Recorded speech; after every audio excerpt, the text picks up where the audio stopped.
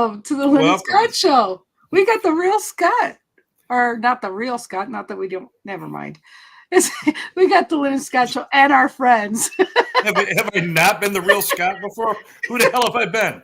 I've been on the show as Judy Finkel in the past, and now I am real Scott.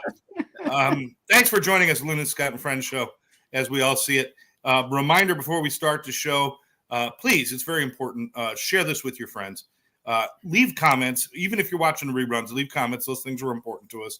And if you're watching on YouTube or something, please subscribe to the channel. But it's important that we share this with other people. That's how we get it out there. We're not always going to be everybody's cup of tea, but that's cool too. Lynn, how you doing? We're doing great. How are you doing? I'm doing okay. And I was reminded over the last couple of days, unfortunately lost another good friend. Unfortunately not to the battle of addiction, but he was one of those people who was fighting on my side. He's been 30 years helping people and being of service to people. And sometimes the mind and the heart wants to keep going, but the body says time is done. And that's what happened to my friend Jim Westbrook. And thank you for all of your service and Godspeed to you, my friend. I hope you're at rest in peace. And I know that all of your friends will miss you, but we're glad to have known you. But anyway, it was kind of a reminder when that happened because it was so sudden that sometimes we forget to stand still a little bit. So that's why I wanted to bring up the topic of very simple. Did you just start it and I stopped it? Thank you, darling. Simple word, one word, breathe. Sometimes we forget to breathe. I'll make it an assumption. If you're not one of those people and you're always cool with taking your time and doing what you got to do, good for you. But you're the rarity. I'm telling you right now. Most of us out there, it's really easy to get wrapped up in what we're doing and to make stupid things like, oh, I'll sleep when I'm dead. And I'll, just work, or not even work, but sometimes even playing too hard. And just going, and not taking moments to breathe, to take a few moments and reflect, to sit and be calm. I think sometimes I forget to do that, and it gets me stressed. And that once that cycle starts, it's harder and harder to take a moment to stop. If it's just a couple of days and I realize, I got to take a little me time, that's fine. But once you get into a week or 2 or 3 weeks of this pattern, it's hard to stop moving, and it becomes very difficult. So I have to remind myself on a daily basis, even just for a few moments, take a moment, grab a cup of Joe, sit on the porch or sit down. Don't turn on the TV or don't look at the news or don't do anything else. Maybe listen to some music, but just chill and breathe. I'm always better when I do that. And it takes no more than just a few minutes sometimes. Sometimes I need a day just to sit and breathe. But if I don't do that, then what I'm working for is worthless. I've got to be present to enjoy what I'm doing, and that's really important. So I just wanted to bring that out there. And we're all very busy people. We're all doing things constantly, either traveling or working or doing whatever we're doing. And I'm wondering if that's something you guys have to remind yourself of or get practiced in. And maybe whatever you'd like to share with our friends out there about breathing and taking care of you. Who wants to kick it off? Okay. Great show. Wait, no. We were just taking a moment to breathe on the topic. Oh, I'm sorry. We don't have time for that shit. We'll breathe when the show's over. You got to pause. Well, the biggest thing is I've learned that sometimes at the pause, we forget if we don't pause for a minute. Like our intuition, and I'm bringing these little droplets because Barry and Rex are going to have so much to say about it, I know, and they're going to have nuggets on this stuff, I'm sure. But no pressure. in between the nuggets of the pause, like if you're looking for your car keys or something, if you just stop and you breathe, sometimes it just takes that moment of clarity just to relax and, asking the question or looking or realize what you're saying and what you're asking for and to focus on that. You got to ask the question and pause to look for the answer or something. And so I'm throwing those things down for a sense of direction or a sense of something. And there you go, guys. That actually makes a lot of sense, Lynn, because you ever try to think of a name, like you're trying to tell something, and you're trying to think of a name, the only way it's going to come to you is when you get away from the subject, stop thinking so hard and just relax, and then all of a sudden it pops into your brain. Exactly. And that's kind of the way, your brain also needs those moments too. So To breathe, yeah. all right, nobody's speaking up. Barry.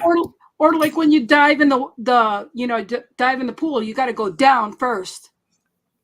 Well, yeah. And then you come up. So, anyways, okay, I'm done. If you stay up, you don't get wet. What do you think, Barry? I'm not sure about the water thing. That threw me off. You're still trying to figure out the horse thing. You want to breathe when you come back up, not when you're going. Anyways, go ahead. No, you can't be on the water. Yeah, right. Okay. Because I'm a swimmer, so I know these things. Anyways, go ahead. So, yes, absolutely. Taking time to breathe, to be present, to start being and less doing sometimes is a key thing to get yourself back on your feet. Some people I know, indeed, in life in general, are always running to and from. They're never stopping to be present to what's going on. They don't notice it's like they don't sniff the roses on the way to the destination type thing. And frankly, just actually a practice I started doing late last year, that because meditation was not one of my, even though I've been in spiritual practice for many years, meditation was always elusive. It wasn't consistent. It wasn't easy for me because I'd always find myself fighting it because my mind wouldn't shut up. Still doesn't. But what I found works more easily the last few months has been doing glimpses of it, like taking a breath, meaning take 10 minutes every hour or two. And I got my phone with like 6 alarms on it to like remind me every so often, just be still for 10 minutes. And I set my alarm for 10 minutes and just be quiet. I don't have to be, okay, going to ohm now for 10 minutes. Just breathe, be present, just to calm myself down. And it's been extremely powerful because first of all, I'm getting my hour plus meditation in, but in bite-sized chunks rather than the whole thing at one time. But the great part is downloads show up more easily. I've had an amazing ease with this. And it's not like I've done years and years to get practice with this. I just discovered this new way of doing it, tried it out, and the results are easy. And it is about taking time to stop what I'm doing. Like, stop typing or stop emailing or stop writing whatever I'm creating and just be present inside my own skull whilst I'm, eyes are closed for 10 minutes. It's actually kind of a fun thing. It provides downloads, dividends, calmness, resets. It's kind of fun to do. So that alone is a good starting point. I think a lot of people think that it's kind of like a little bit bogus or a little bit, well, to go back to, it's a little hippy dippy, kind of crazy. And, but it really has real cognitive and physical benefits, doesn't it? I mean, you really feel it. I'm going to jump in here. Yeah. Please. I'm diving. Keep my mouth shut while I'm going down.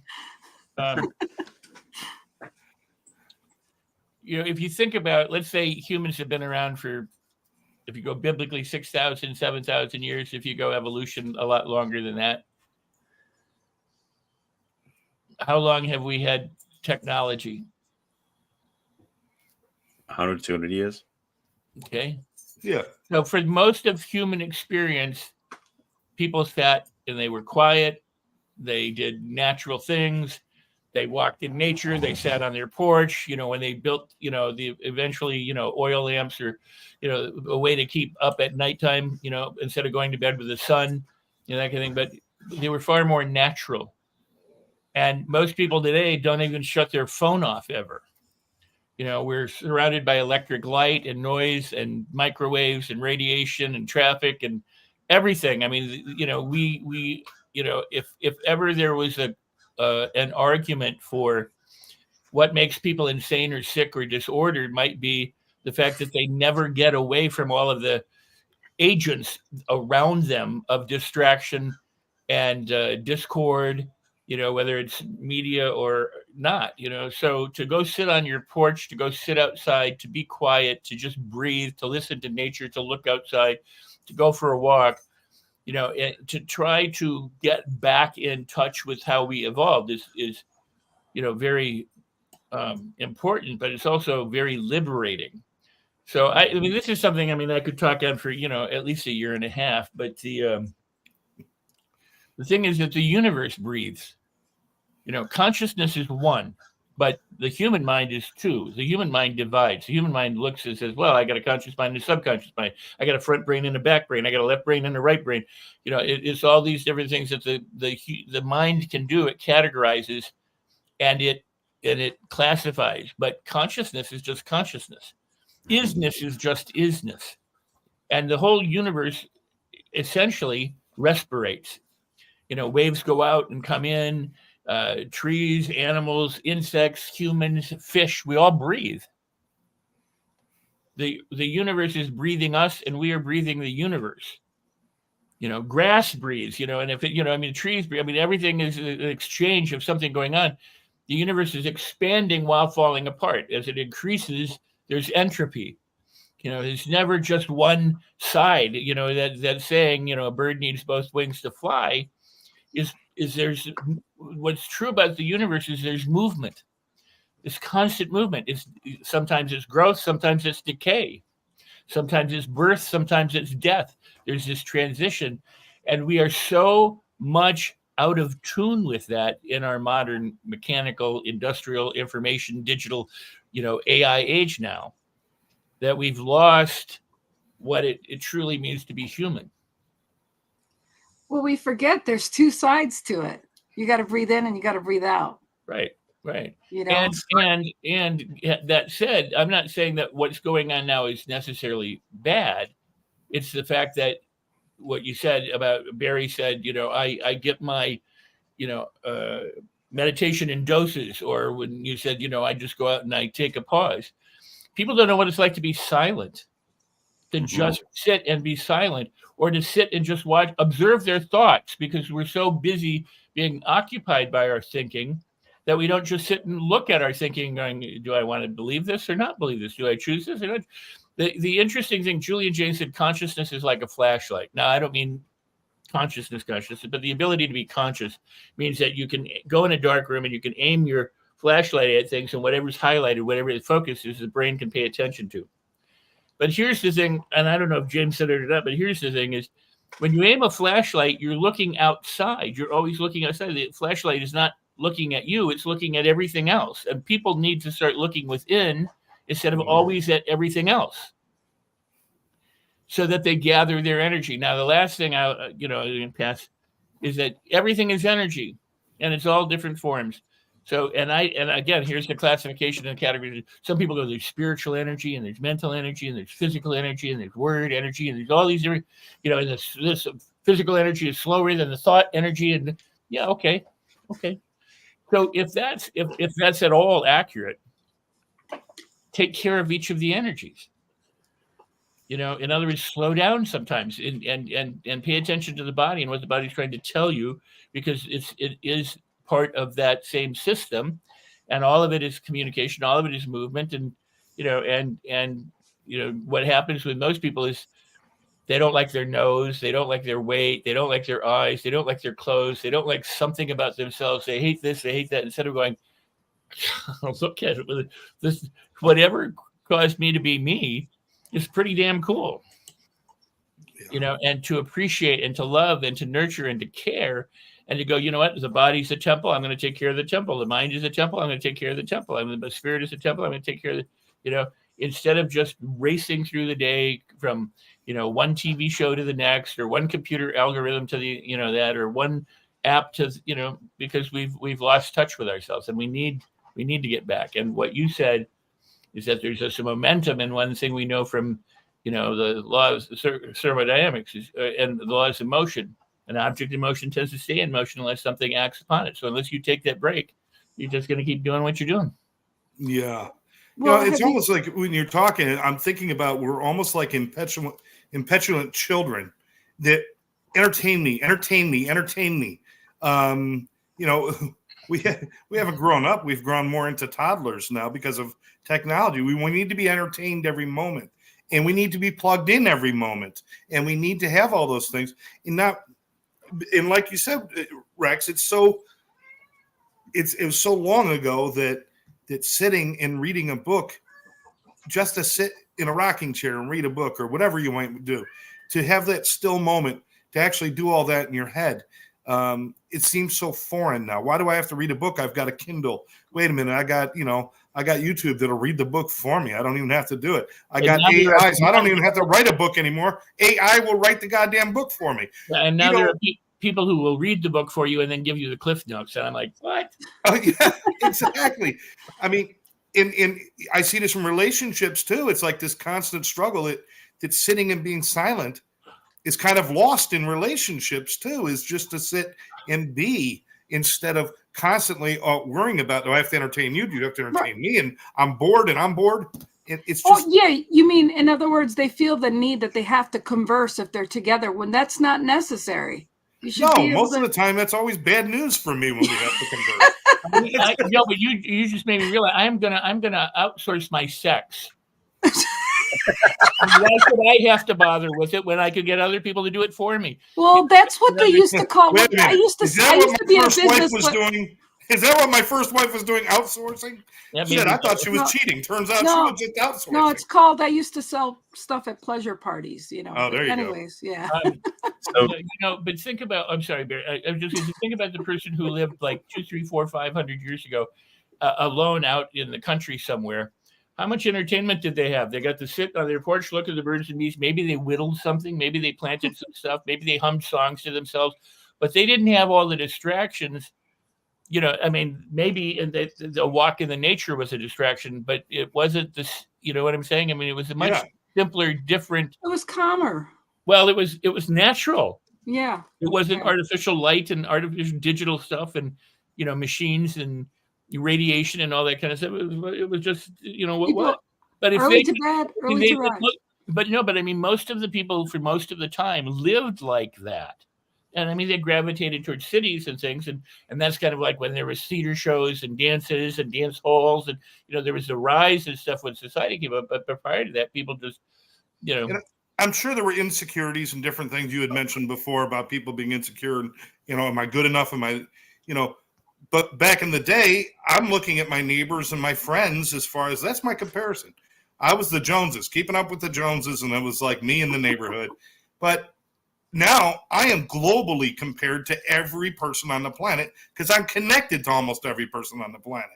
It used to be bullying. I only had to worry about that if I went to school. Now you can get bullied in the middle of the night on your iWatch. You know, it's just too much connection, and we need to unplug and take a breath every once in a while. So a couple of things to throw on the table, because what you said really is clear that we have unfortunately moved into an age in our human society where we no longer listen to what's inside, we listen to what's outside. We're so driven by the next fix, the next inclusion, kind of an addiction in a way like that, like you're talking about before, Scott, is that we need something else to keep us going because we're unwilling, frankly, some people are not willing to even face themselves in the mirror.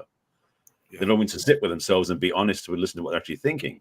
Because like you were saying, Rex, earlier about that thing about being present and being still so you watch your thoughts go by. That's like an alien concept to many people. And for me, meditation has always been about just being quiet enough to listen to what's going on. Because frankly, most people out there in the world, they go through their day making up answers and thoughts about stuff from what's been fed from outside. So they don't know how first of all, they don't have an original thought anymore. Secondly, they're built up to be reactive to what's going on because they don't listen to themselves first. And so we wonder why our culture is going off the rails and why things are going, not going centered into where we want to go.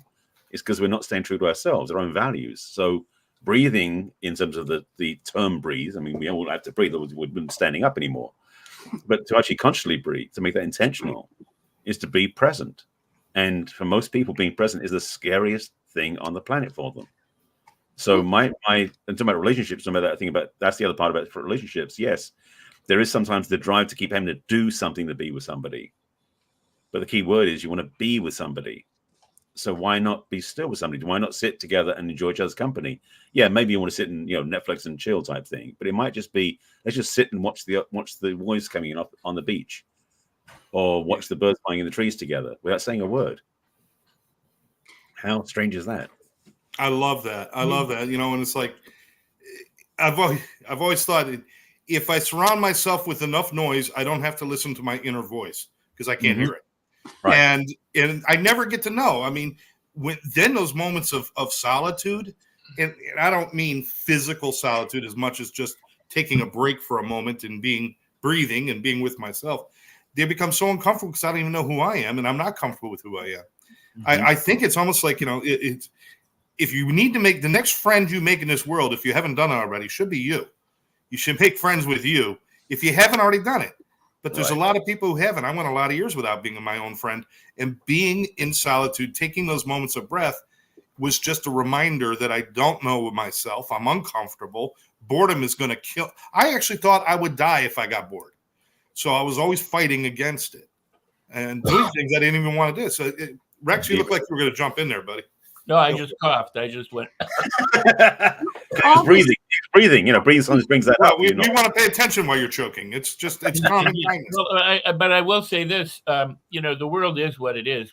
You can't stop, that snowball coming down the mountain if it's got enough momentum. I mean, we are where we're at. Now, that doesn't mean that it can't change. That doesn't mean that we couldn't redirect it. Anything is possible. And if you don't attempt to do something, then it will always be whatever it is. So if as a society or as a people or as a consciousness, we said, we really don't want to live this way anymore. We want to live differently. We could bring that about. Yes, there will be opposition because there'll be those who don't, and all that. But the world is a large enough place, and the universe is incredible in that regard. But it is what it is, and we're not saying that it's bad. I mean, there's obviously a toll it takes on our health, mental, physical, emotional, spiritual, financial, and everything, with all the stuff that's going on. I mean, if you sit next to a nuclear power source that's leaking, you may be affected by that, and it just is what it is, right? Just a smidgen. I think so. Just a titch, right?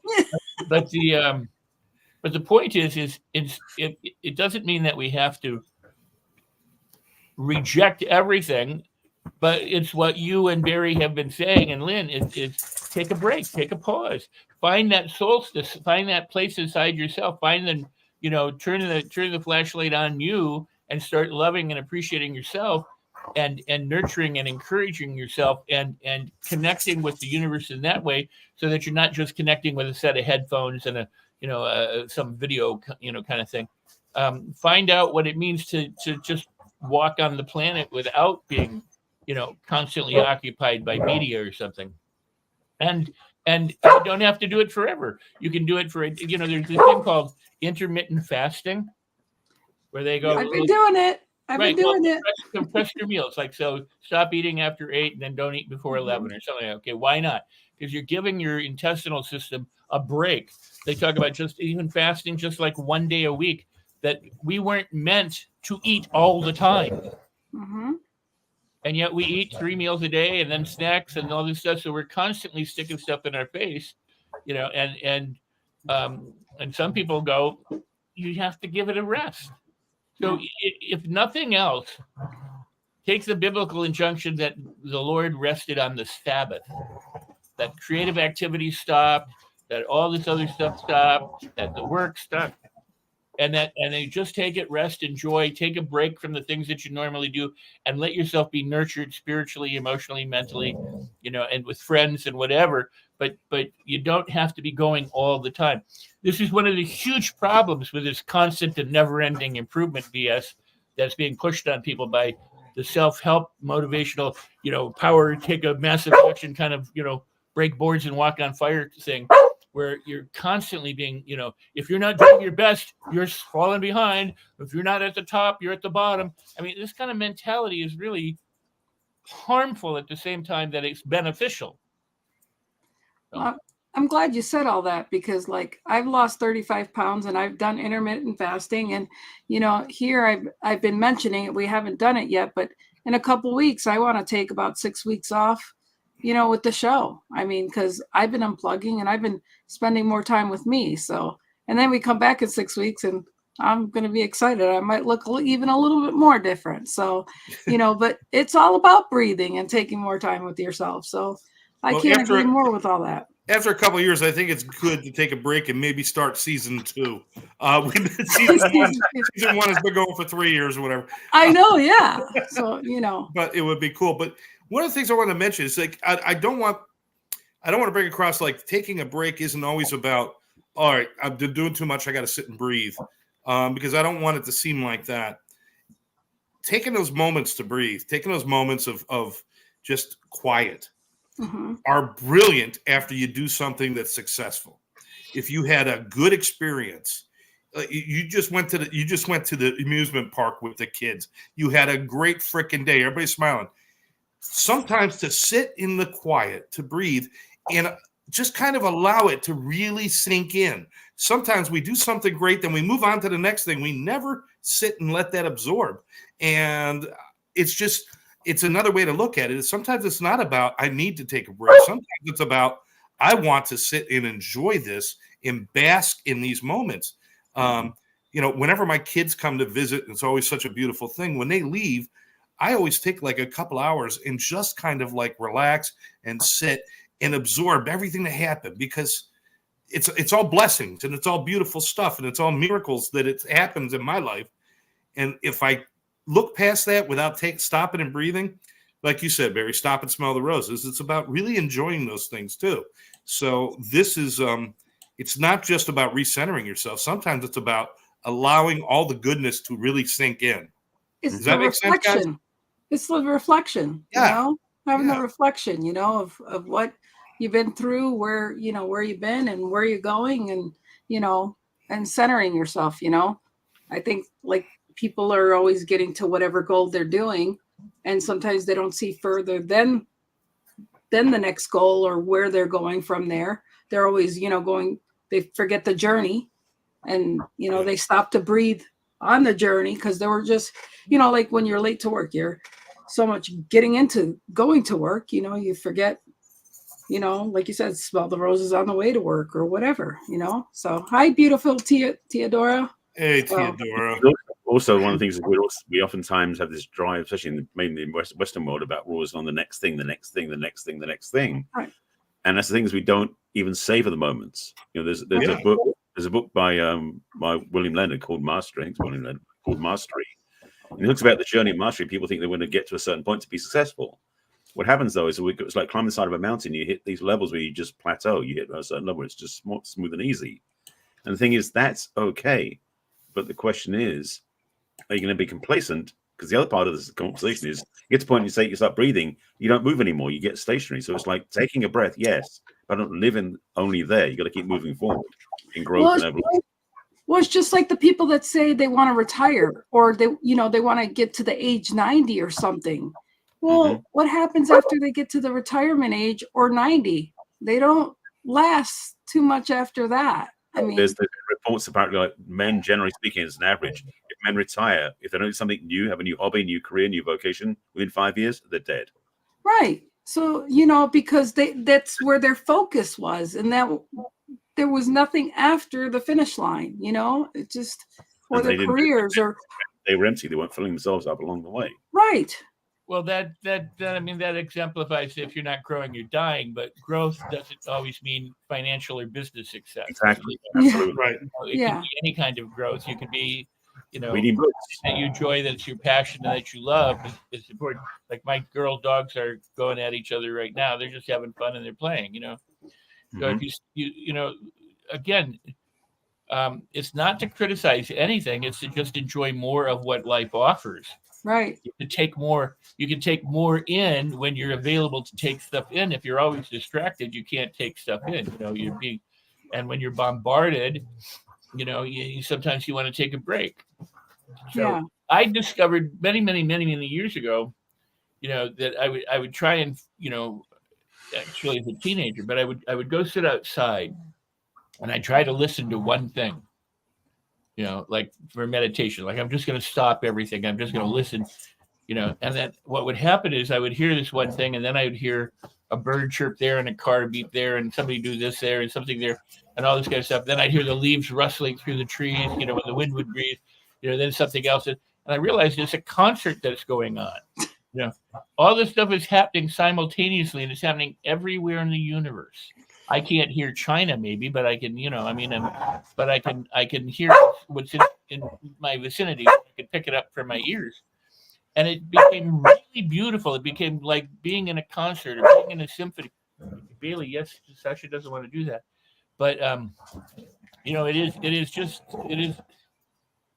it is amazing how full the universe is, and most people don't notice it. Yeah, you just allow it to be. Like the sky, you don't see a fraction of what's up there because of the light that the world now has. You have to really go to some remote place to even begin to see what the sky looked like. Right. There's so much to be said for that. And, you know, I love music. I constantly have music playing, and I'm usually have music playing while I'm busy doing things in here and there. But every once in a while, I like to just sit and really listen. And that's when I realized, wow, I never realized how important that harmonica part was in that song, and how cool that drum solo was, or how big this is, because it all, like you said, it is a big orchestra. It's a big cacophony of sound. And until you sit down and focus a little bit, we can miss so much.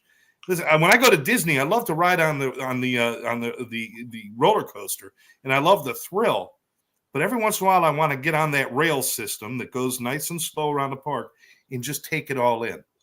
I can't take it all in from the roller coaster. It's too fast. It's too furious.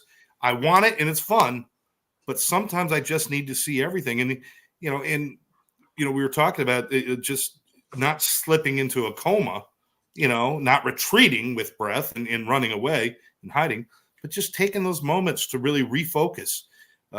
If you ever go out for a really, really nice meal, you go to most restaurants, they're like, okay, we're going to bring you this, bring you that, bring you that, bring you that. You constantly have food in front of you. You go out to a nice restaurant that's a really, really set up nice. You eat one course, you got a little time before the next course. Why is that time necessary? To digest and to enjoy the taste, to enjoy all the ambiance and everything that's going on. Then the next course. And each course becomes very important and separate. But if you don't take those little breaks in between them, it all becomes, everything becomes mashed potatoes, It's just all shoved together. Well, it's just like music, I mean, there's two parts to it. You either have the melody, or you have words. And sometimes you listen to the melody, but you can't listen or digest the lyrics, Absolutely. Let's take a moment and say thank you to Tom, Paul McFarlane for joining us, Mindy, and Teodora. Guys, always thank you for these comments. You keep them coming. We do appreciate you. We see you, and it's important that you guys are here. Thank you. Yeah. Go ahead. What were you going to say, Lynn? Go ahead, Rex. Oh, most people don't realize that they do everything from habit the same way. If you want to know how you focus your attention, pay attention to where you look when you walk. Some people look, down at the ground. Some people look a few feet ahead of them. Some people look at the horizon. Some people look to the left. Some people look at when you drive. Are you focused on the car right in front of you, or 5 cars in front of you? Where does your attention go? And while it has the ability to shift, most people are pretty consistent. Same thing with music. If you listen to a song, what do you pay attention to? A lot of people pay attention to the words or the feeling that they have, but they do it the same way every time they listen to a song. I was in my 20s and I was lying down doing a meditation. I used to like to put, my head between speakers and listen to like tubular bells and, weird stuff.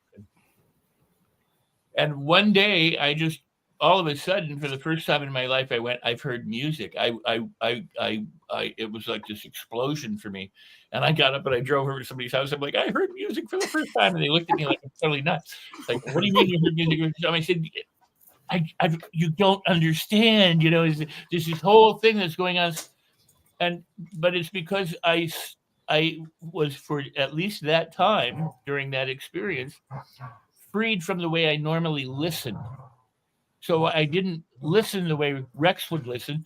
I heard what was being offered in a whole complete new way. And I was like, oh my God, I can't believe this. And I've heard this song hundreds of times, right?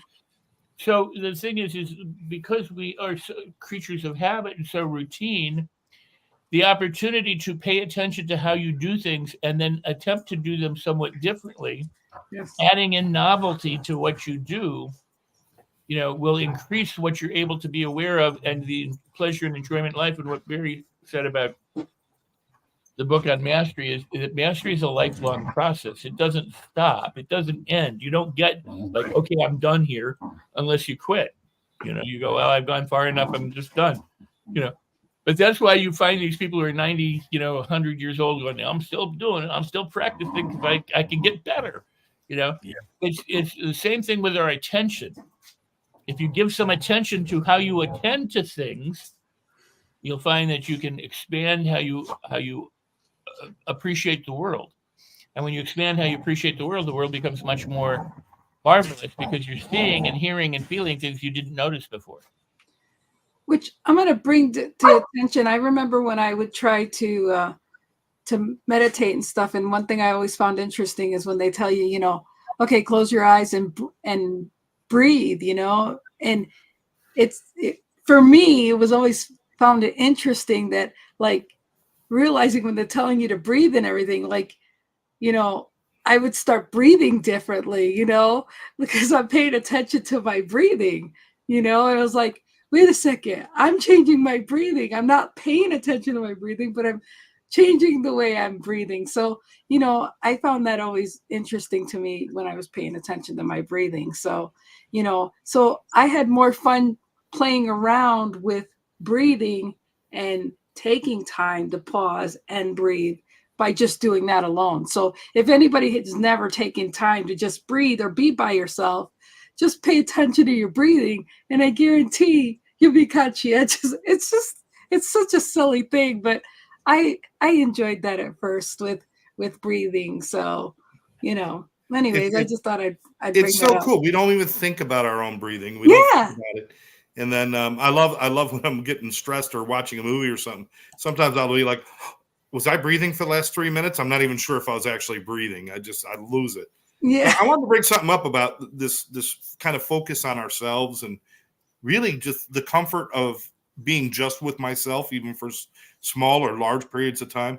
Barry, I've seen this a lot in relationships where the basis of the relationship are two people who can't stand to be alone. And that's not always a good starting point, is it? I can only say that because I've experienced that 20 or 30 times. I've had my fair share as well, just to be clear on it. Yes. No, but that's the thing is that, and it's this point I've made quite a few times in conversation and in my podcast about how sometimes people are looking for the next to fill the gap that the pun they just lost or left or get rid of. That gap in between, they want to close it as quick as possible. And there's a certain intention to that, which is great. But some people are afraid to feel alone because they think lone means lonely, which is not the same thing. Right. And that's one of my passions, is because I've been single now for 16, 17 years. And that's now, it wasn't intentional initially. It wasn't like I'd love it. It was kind of like, well, I have to do this for a while. Now I'm like, this is where I live my life. If I want to be with anybody, they're going to be additive to that, not filling some gap I think I have, which is the big shift. Most people, when they go from relationship to relationship, think they're missing something. When they lose that person, they've got to fill it with somebody else, which is kind of an addiction.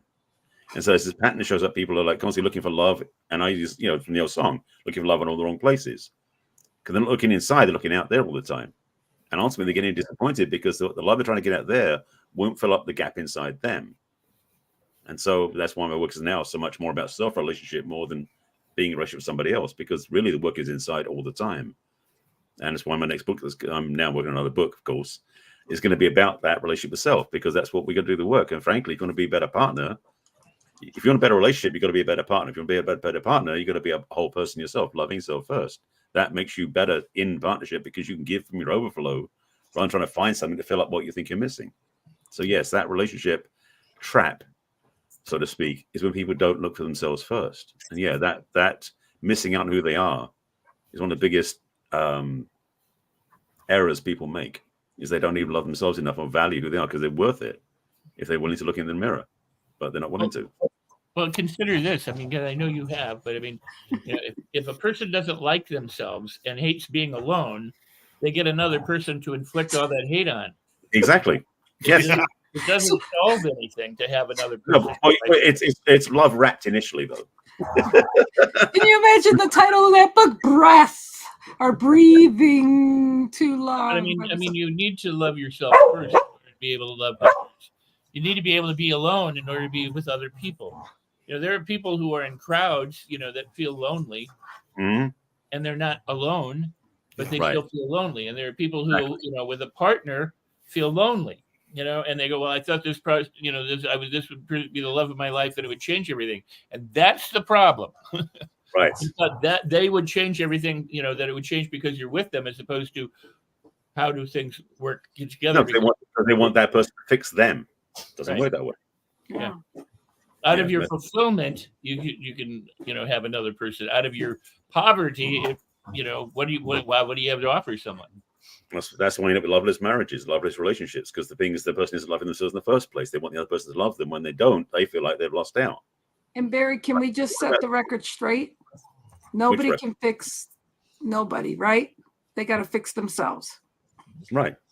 Well, and also, sorry, go ahead, Barry. I was just this is not just between lovers. This is between family members and parents and children and siblings and cousins. And friendships. Yeah. Absolutely. No, I was going to say is that basically it's like, no, we can't fix anybody. But those who've got experience can share our experience with somebody else so they can fix themselves. Right. Yes.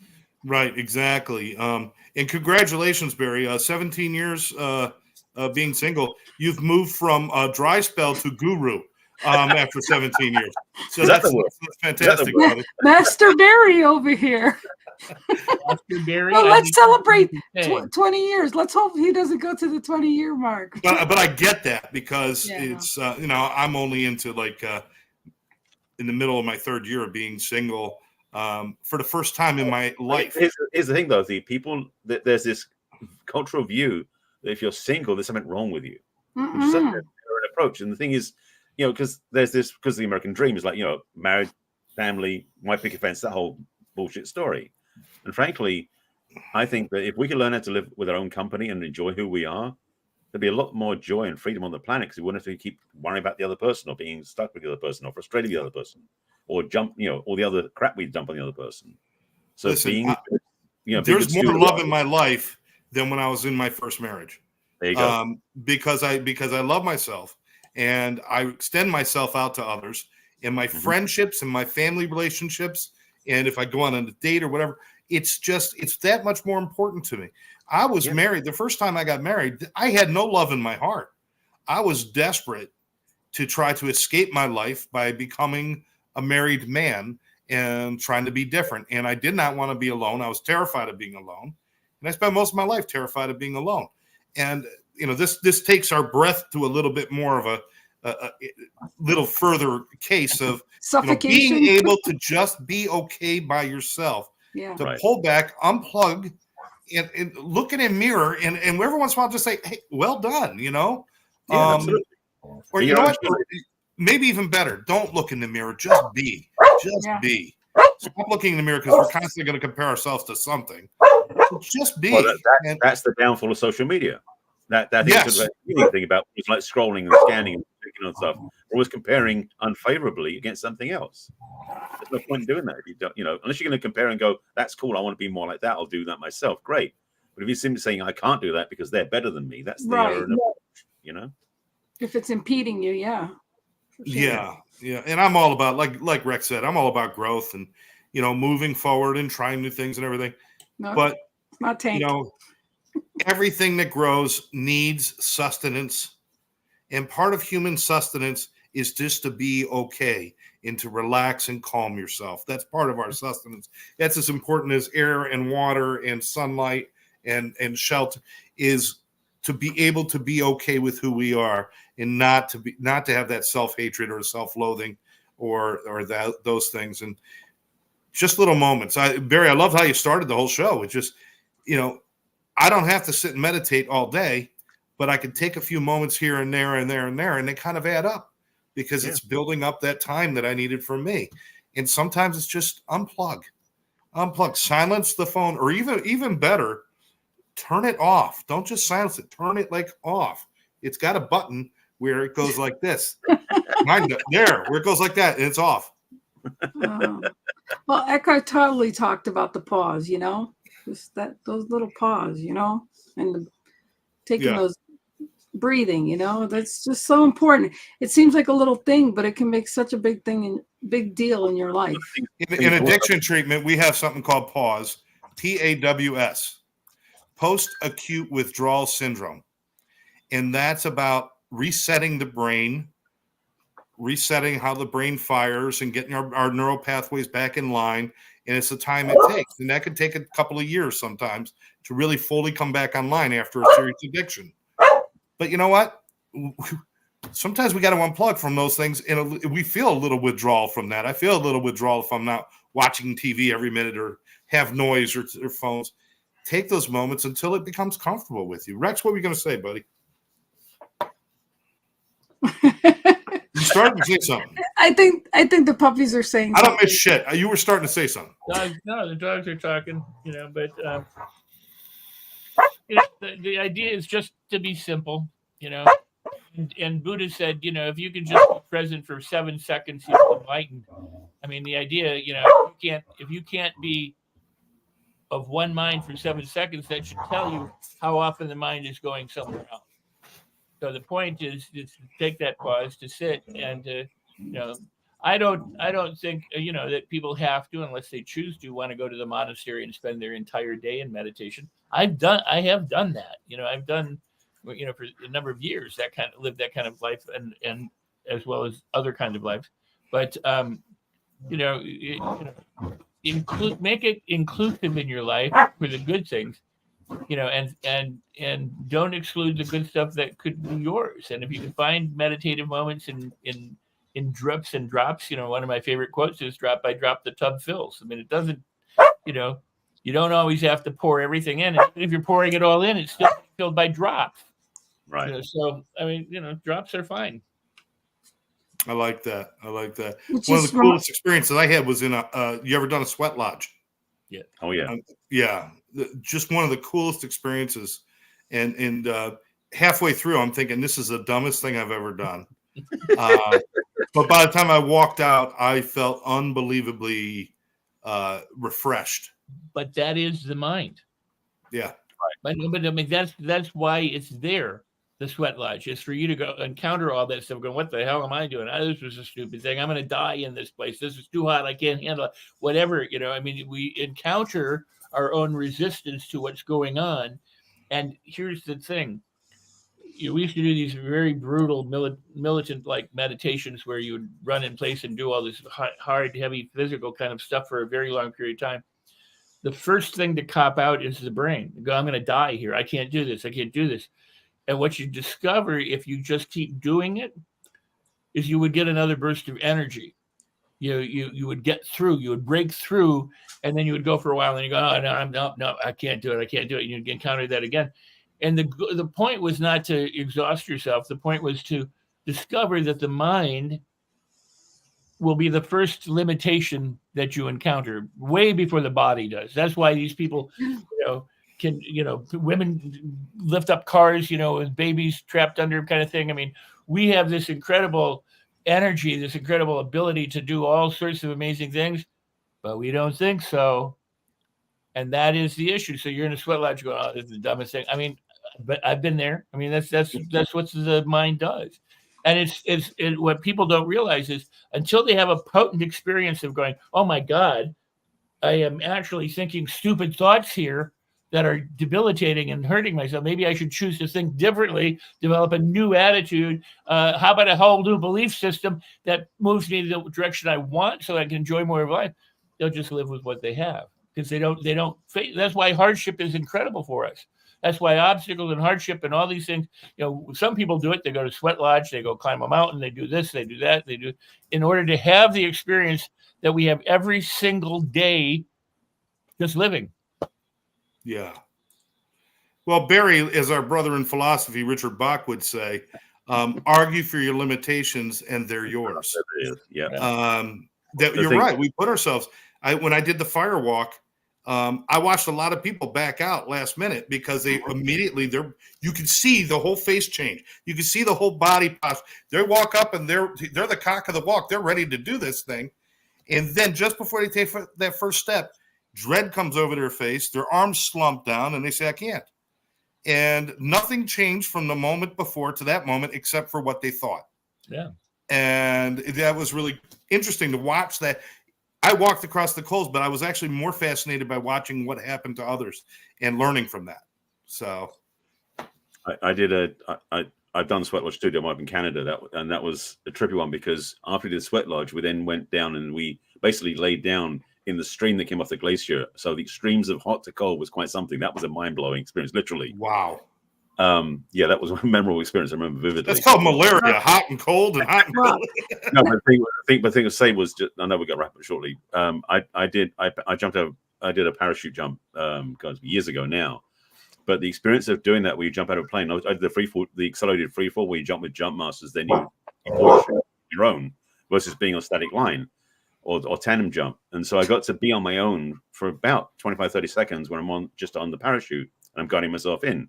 They've got a radio. They tell me when to move and turn and everything else, but I have no communication that I'm myself. This is going back before the cell phones. And so I remember that experience of just being in that silence, because after you're going down accelerated free fall, you're going 120 miles an hour. It's noisy. So when you pull your chute, it's suddenly like silence because you hear the birds. It's so quiet because you're on a first jump's big chute. So you're very slowly coming down. So that moment by moment experience of coming down to the ground was so beautiful, because it was all that rushing into silence. And it was such a cool experience. So there are things we can do for ourselves. Yeah. Like everyday Rex, to take moments to be still, but there are highlight experiences too that can really bring home to yourself just how powerful and how great it could be to be alive. Yeah, it's almost sad. It's like people used to come and tell you a story. I did this, I did that. Now it's like, well, do you have video? Do you have video? You got to have video evidence of every freaking thing. Or it didn't happen. Yeah, exactly. And you're taking a selfie on the way down instead of like just enjoying the thing. Yeah, exactly. The thing is, when I did the jump, they actually had a film crew, but it was back on VHS tapes back then. I don't even have the tape anymore. I mean, years ago. But they had VHS tapes because they didn't have cell phone video anymore at that time. So nowadays, it's kind of like there's almost thing of talk about how it's so glad that our youth was spent before social media. It wasn't recorded. Okay, so Sweat Lodge, though, do you get to actually go there as long as you can tolerate it, or do you have to stay there so long? The Sweat Lodge I did was First Tribe in Canada, up in the Rockies, and we basically were there. And it was called a 4-door Sweat Lodge. So basically, it was like 4 rotations inside. And if you couldn't take it when the door opened, you step out and you stay out. But you try to use. They didn't open the door for anybody once you're in, because it loses the experience. Right. Yeah. So you basically commit. And so I don't remember how long it was. Weren't wearing watches. I guess it's probably 15 minutes every time. 50 minutes. 15 minutes each of the 4 doors, and 15 an hour total. So it was like you just basically, if you couldn't stay, some people did after like 1 or 2 rotations, they stayed out. Wow. But if you could, you stayed in the whole time. Yeah. The thing was also you would come out and then go back in again. So you wouldn't like be in the heat solid for an hour. You'd have like a 30-second or a minute gap in between where you could like reset. Wow. Yeah, they usually have a guide of some kind or some sort of standard.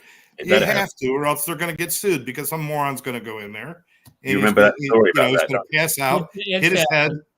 That happened. Oh yeah, I remember this story. But I did it once up in Jersey with the Lenape tribe, and then I've done it down here with the Seminoles in Florida. So Wow. it's just a different experience each time. But You do it with the tribe. Lynn, they do have them in a lot in your area. It's something you ought to experience. Wow. If you want to. If you don't want to, it's no big deal. But it would be. I think you would enjoy the experience. Wow. Anyways, we're almost trying to wrap it up here. No commitment. I love it.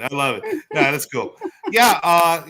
This has been a great topic. It's actually whatever we talk about, we always find a way to pontificate somehow. Yeah. But yeah, we just find a way. But yeah, let's get some closing thoughts here. Barry wants to start us off with kind of putting a nice little bow on all of this. Well, simply put, and I said it earlier about the fact if you're still watching this, if you're still alive, you are breathing anyway. So why not make it intentional? Why not make it conscious? Like to take a moment to breathe and go, oh, I'm breathing. Just feel your chest going, breathing, expanding and contracting. Even that's a start. But if you do it intentionally, where you take time each day to go, I'm going to take 5 minutes. I'm just going to shut up, turn the phone off, not look at the computer, close my eyes and be with myself for 5 minutes, 10 minutes, 15 minutes, a few times a day. Just notice how your life's going to change, because it will. Nice. Thank you. Rex, what do you think, buddy? I concur. I agree. I mean, it's up to you to make your life the way you want it to be. And most everything on the planet at some point takes a break. It takes a pause. So give yourself permission to have a pause, to replenish and to enjoy and to discover what's there in the stillness and the aloneness, that because we say everything is energy, and people go, but the amount of energy that can arise within you. People say, I don't have enough energy. No, you got more than enough energy. You just don't manage it right. Or there's a physical reason why you don't experience it, and a lot of that stuff, can be altered in your favor, if you don't listen to the people who tell you can't. But, everything should be done wisely. I'm not encouraging people to just, but it's your life, for God's sake. You're here now. You may be back 100,000 times or not, but you're here now. This one, the one that we're talking to, how do you want your life to go? Make it the most wonderful you can. That's why they make all your moments magical, memorable, miraculous, and magnificent, because you can do that. Celebrate everything. Stop whining and complaining and sniveling and doing that stuff, and just fall in love with yourself, and fall in love with the silence, and fall in love with the energy, and fall in love, with all of it, and from there discover what you discover. I love that. And it's true. It's, the world is whatever you want to make it. Your life is whatever you want to make it. Sometimes we get running so fast. It's like all I'm doing is looking for targets to blame for everything, instead of just sitting down and realizing, you know what? I don't have a lot to bitch and moan about. I'm still here. I'm still pumping air. I got people that care about me, and I have the opportunity to do whatever I want to do as long as I breathe, as long as I keep going, and then take those moments to breathe and absorb and to feel the good stuff. Don't rush through the sandwich. Take a bite. Enjoy how it tastes. You've shoved the whole candy bar in your mouth. You could have missed a half hour of a nice experience of just taking little bites, But that's up to you. Sometimes less is more. Yeah, exactly. I think most of the time less is more, because absorb little pieces. May I make one other observation? Yeah, please. Absolutely. Where in nature, where in history of human development is it written that you must be a success? That you must have a business or be successful or work hard or make a lot of money in order to be happy? That's the message that we get from society. That's the message we get from, growing up through an agricultural, an agrarian community, and going to a manufacturing community, going to a digital community, going to, Wall Street, the whole thing of you have to have, you got to dress for success. You got to be success. You have to be somebody. You have to have things in order for other people. You don't. But you don't have to. No. You are success. You're the sperm that won to be on this earth. Okay, so here you are. Stop calling me the sperm. I didn't say nader. I didn't add nader to that. This is all good stuff. Oh my gosh. You want success.